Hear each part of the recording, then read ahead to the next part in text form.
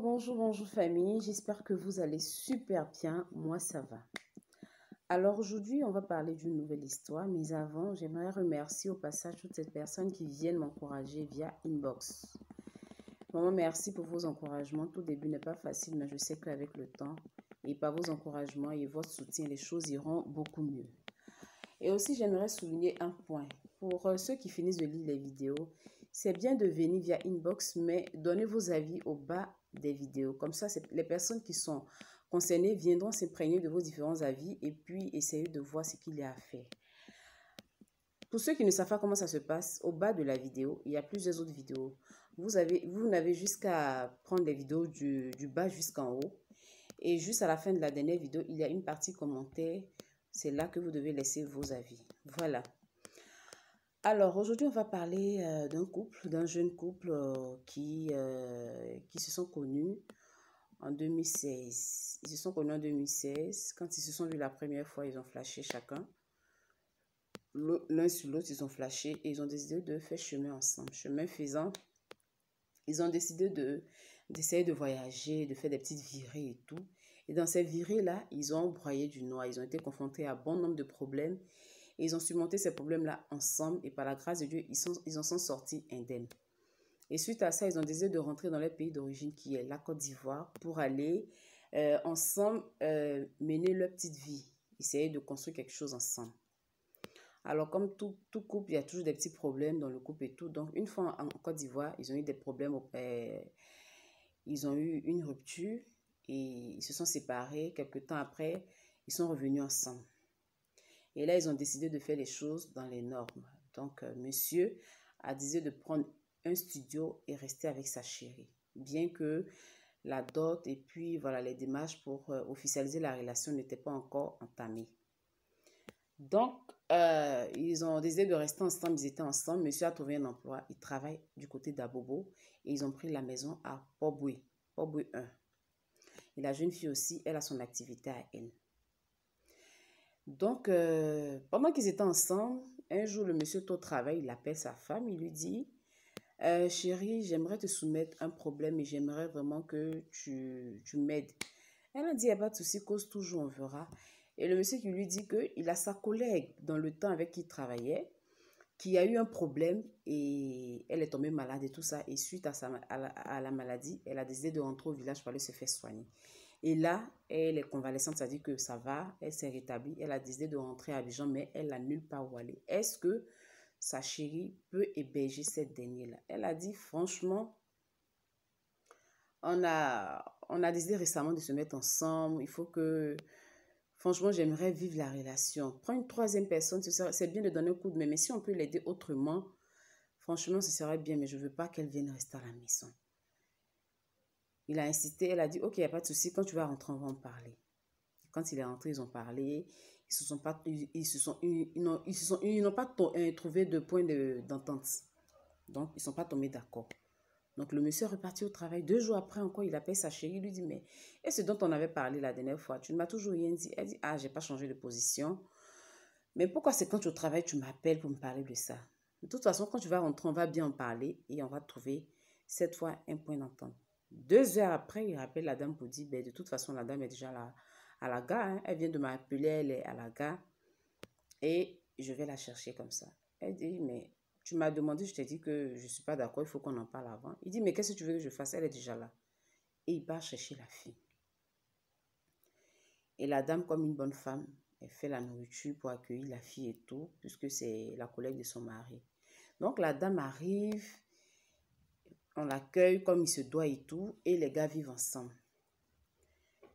Quelque temps après, elle voit que le comportement et de son mari et de la fille a changé. Les gars commencent à avoir des comportements, donc la boude dans la maison. Elle ne comprend pas.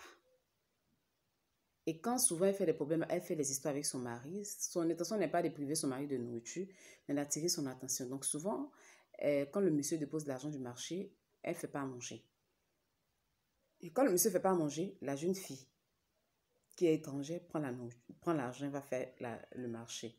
Et il arrive même parfois que quand monsieur et madame se discutent, le monsieur se lève, il prend l'argent directement, il va donner à la jeune fille. La femme ne comprenait pas. Donc elle a demandé à faire une réunion. Ils ont fait une assise, ils ont parlé. Elle a dit à son chéri, j'aimerais comprendre quelque chose. Il faut faire savoir à ta collègue. Peut-être elle ne sait pas, mais ici, là, c'est chez moi. Je l'ai reçue parce que tu me l'as demandé, sinon ça ne vient pas de mon cœur. Alors si elle est là, j'aime autant que si toi et moi on est en histoire, elle ne se voit pas en train de nous donner un coup de main, de nous aider à régler nos histoires, ce n'est pas l'appel qu'elle en rajoute. Je n'aime pas son comportement. Elle est ici chez moi, alors elle doit faire ce que je veux. Et on n'aura pas de problème.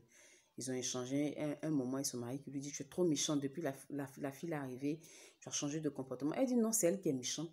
Parce que chez nous, là, quand tu fais parler avec ton mari, là, la troisième personne qui est là n'a pas le droit de prendre l'argent pour aller faire le marché. C'est comme si elle encourage le problème, elle veut que le problème perdure. Alors que moi, je fais ça pas d'intention de te punir, mais dans l'intention d'attirer ton attention pour qu'on trouve une solution. Mais elle, apparemment, elle encourage et ça ne me plaît pas.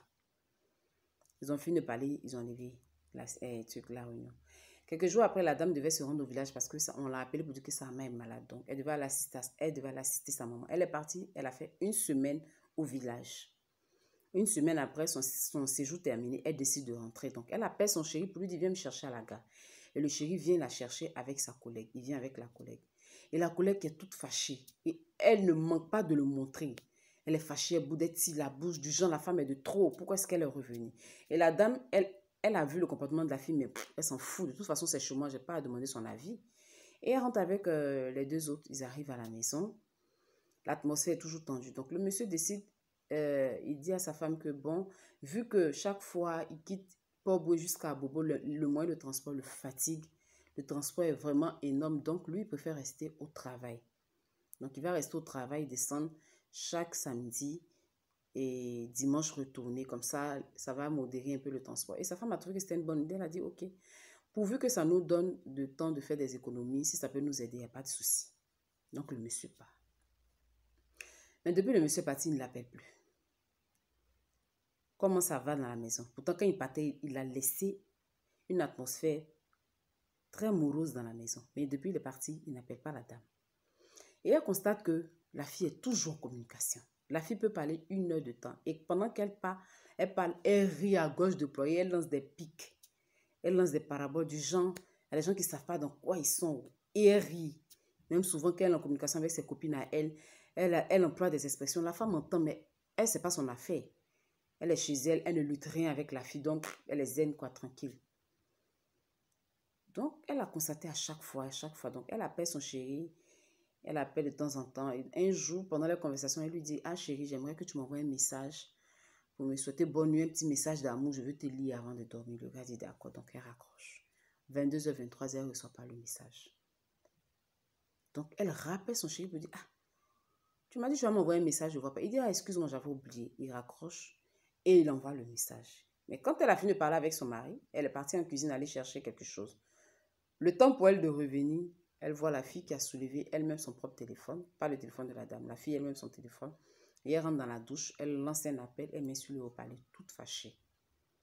Et elle entend la fille qui parle à son mari qui dit, le message que tu as envoyé à ta femme là, est-ce que tu lui as dit que c'est moi qui t'ai envoyé le message?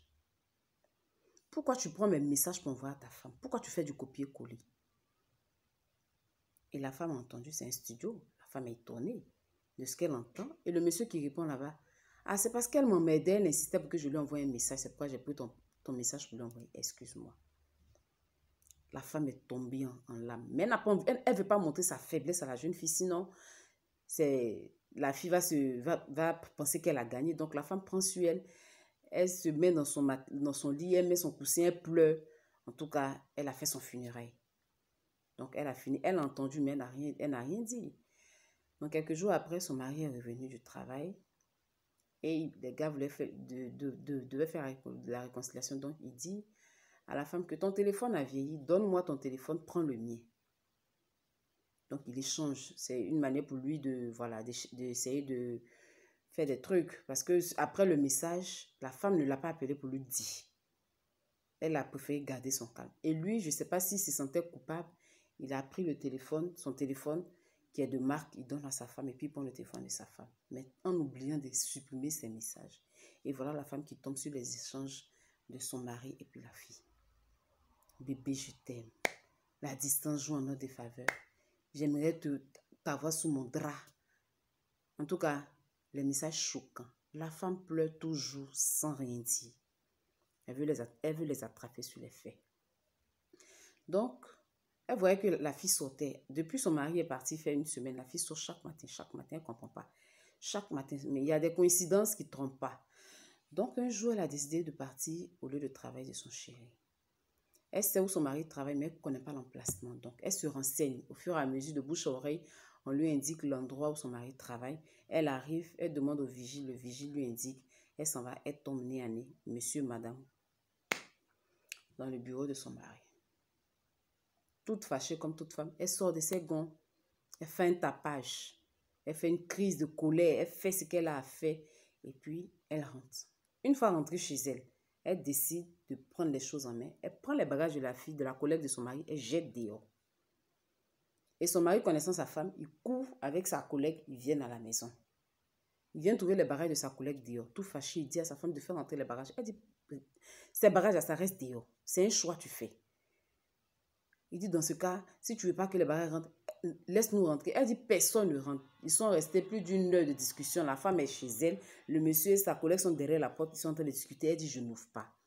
Donc, le monsieur, connaissant sa chérie, il sait qu'elle respecte bien son grand frère. Donc, lui, il appelle son aîné et il dit à son aîné d'appeler la femme pour lui demander d'ouvrir la porte. Il lui explique. Donc, le grand frère appelle maintenant la dame. Il dit, non, ouvre la porte. Ton mari veut discuter avec toi. Tu as vu certaines choses, mais ce n'est pas évident que ce soit ce à quoi tu penses. Donc, il veut juste expliquer. Donc, ouvre la porte. Suite à ce que son beau-frère lui a dit, elle ouvre la porte. Ce qu'elle ne devait pas faire. Quand elle a ouvert la porte, son mari l'a botté pour lui donner. Frappé copieusement et il a pris ses bagages et les bagages de la fille. Il est parti. Ils sont partis. Et il est parti au travail de ce qu'il a dit, qu'il allait déposer la fille chez ses parents. Donc, la fille a parent à Abidjan et tu l'as envoyée dans ma maison me narguer. La fille, il allait déposer la fille chez ses parents et lui, il est parti au travail. 2 jours après, il est pris de remords. Il appelle sa femme, il veut discuter. Donc, il revient à la maison. Il s'excuse pour ce qui s'est passé, que c'est toi qui m'as fait sortir de mes gonds. Tu m'as poussé à bout, sinon je n'ai jamais fait ça. Je suis désolée, nanani, nanana. Donc, la femme pleure, veut comprendre. Je t'ai tout donné. J'ai abandonné plein de choses pour toi. Qu'est-ce qui n'a pas marché? Où est-ce que j'ai fauté? Pourquoi est-ce que tu as décidé de me faire ça? S'il y a eu un problème, pourquoi ne pas en parler? Pourquoi tu as décidé de faire ça? Et le monsieur dit non, le mal est déjà fait, c'est plus la peine d'en parler. Mais il y a quelque chose que tu ne sais pas. Elle dit quoi? Il dit la fille enceinte. La femme est tombée. Il l'a relevée. Maintenant, la fille enceinte. Qu'est-ce que je dois faire? Ça veut dire quel sera l'avenir de nous, notre relation?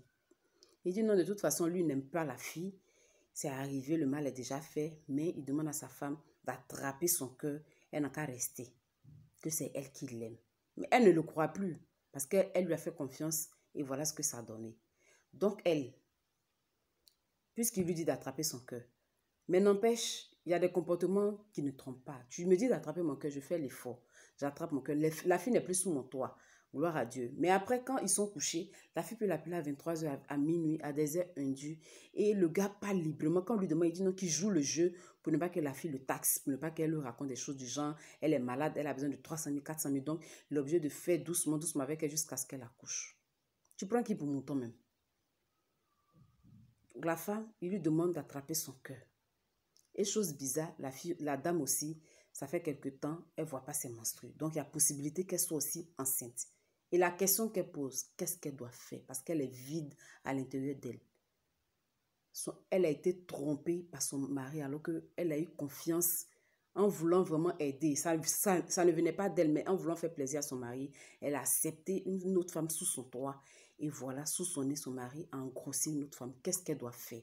Est-ce qu'elle doit abandonner son foyer pour aller? Ou est-ce qu'elle doit rester? Et qu'est-ce qui l'a rassuré que même après que la fille ait accouché, est-ce que leur relation va s'arrêter là? Elle est perdue. Donc, elle demande vraiment nos conseils. Elle ne sait quoi faire. Alors, famille, j'espère que la vidéo vous aura plu. Son histoire, bien qu'elle soit triste, j'espère que j'ai bien conté son histoire et j'espère que vous avez compris.